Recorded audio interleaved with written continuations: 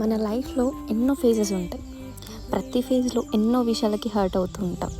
Hurt అవుతున్న ప్రతిసారి మన హార్ట్ ఎన్ని ముక్కలు అవుతుందేమో కదా. ముఖ్యంగా మనకి బాగా కావాల్సిన వాళ్ళు, పేరెంట్స్, బెస్ట్ ఫ్రెండ్స్ హర్ట్ చేసినప్పుడు. సో ఒకవేళ నా హార్ట్ బయటకు తీస్తే ఇలా ఉంటుందేమో అని చెప్పేసి నేను ఒక ఆర్ట్ వేసుకున్నాను అనమాట. సో నాకు నేను గిఫ్ట్గా ఇచ్చుకున్న దాన్ని, చాలా స్పెషల్ అండ్ ఎమోషనల్ నాకు అది.